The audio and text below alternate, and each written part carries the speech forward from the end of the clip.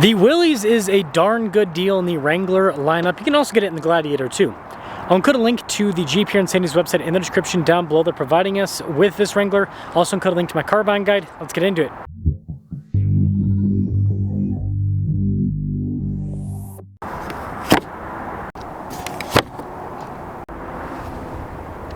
Under the hood is a 3.6 liter V6 that goes through an 8-speed. Fuel economy is 18 around town, 23 on the highway, with power outputs being 285 horsepower and then 260 pound-feet of torque.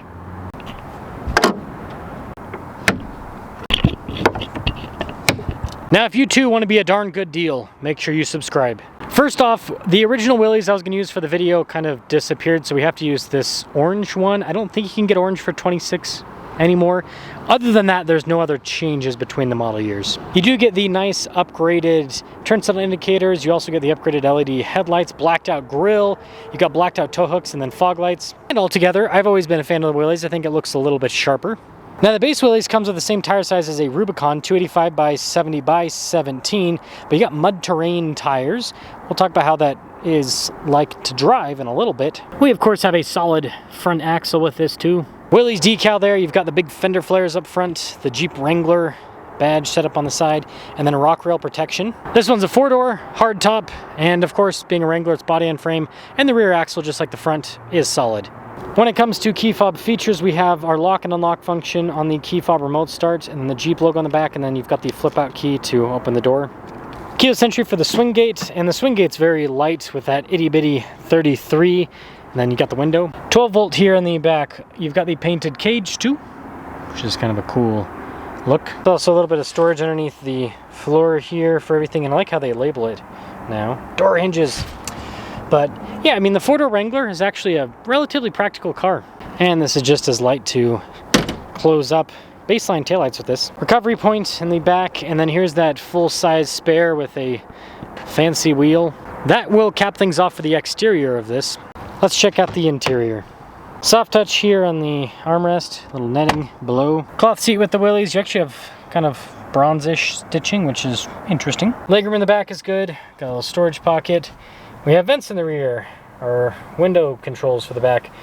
Cup holders, and then with the boxy design, you've got good headroom. Keyless entry for up front, and let's check it out.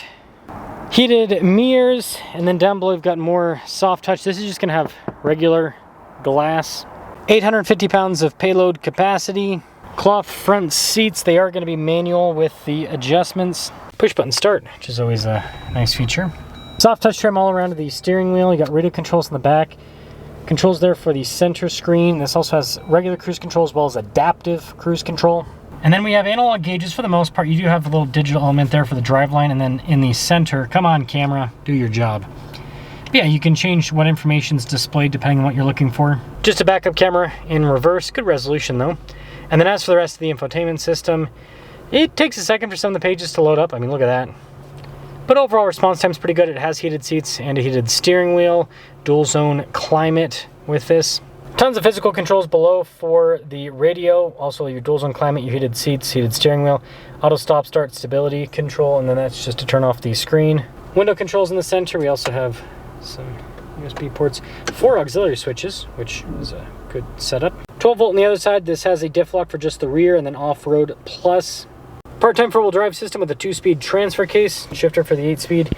Some cup holders here with the parking brake on the center console.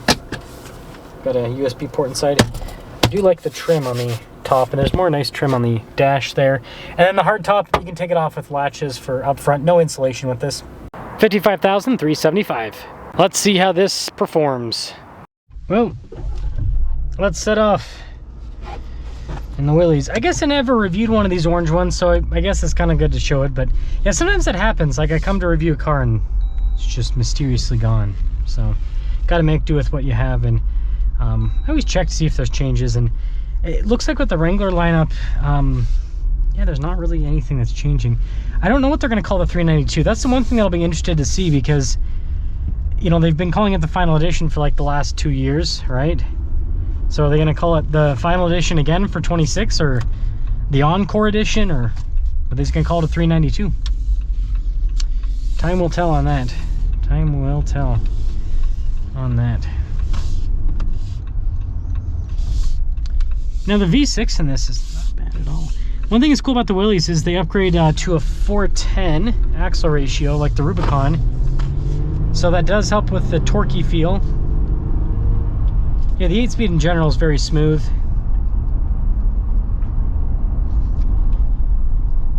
Now you are going to get some, I mean, I'm already hearing a little bit of wind noise. Not terrible, but a little bit. So you're going to get some of that. But despite that,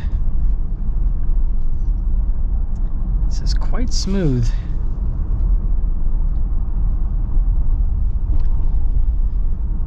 And it's not terrible, but I mean, we're also only going like 25 miles an hour, so the fact that you get some wind noise on the interstate is going to be loud.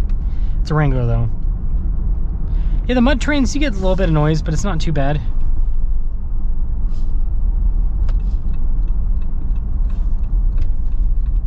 And the thing I like about these V6 Wranglers is you got that instant torque response with kind of a lightweight vehicle. So this is nimble and kind of corners fast. It's a fun vehicle to drive around, or at least I think it is. It's got a lot of character.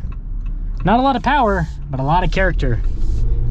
What it lacks in power, it makes up for in fun factor. But the 8-speed's great. I mean, it's super smooth.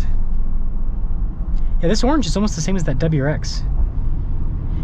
I wonder if Jeep copies Subaru. Do the people at Jeep just go and say, yeah, what crazy color is a Subaru doing? Okay, let's throw that on a Wrangler.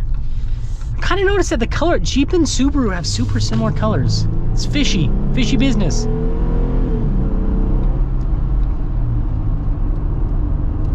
Man, that's nice.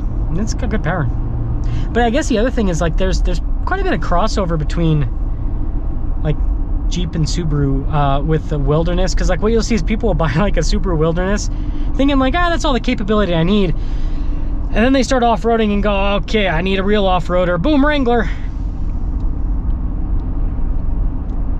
But I feel like there's more crossover with Subaru and Toyota.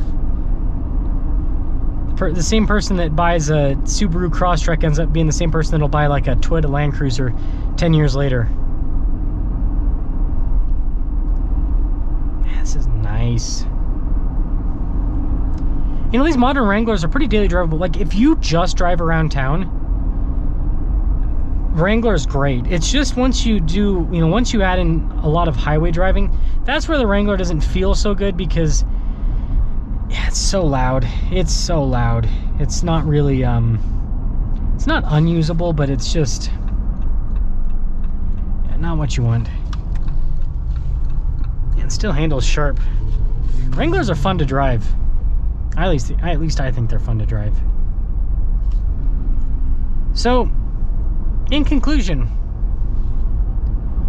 I think you should at least check out the Willys. I've said this before, off-road capability-wise, with Off-Road Plus and a rear locker, this will take you through most trails. And again, in my personal Wrangler, I pretty much never use the lockers. I only use them just because I go, yep, I'll just turn them on, but I never actually need them.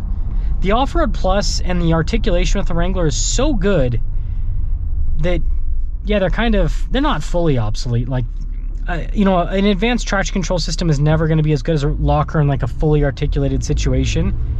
But like, I've also been in pretty articulated situations with the Wrangler, and the Off-Road Plus, like, you know, you get a little bit of slip and then you're through it, and so it's like, did I really even need a locker? Like, I guess I slipped a teeny tiny bit, but not enough for it to really feel like it's necessary. It seems like the lockers are more necessary with the Toyotas and the, you know, Chevy and Ford and stuff, where they don't have a lot of articulation, and so you need to have everything locked up to get traction. But with something like this that, you know, articulates, and it doesn't have a sway bar disconnect, but still, even without a sway bar disconnect, the Wranglers, they flex, man. They flex. So, take a look at the Willys. Go to a Jeep dealership and take a look at a few Willys. Yep, there's my joke of the day.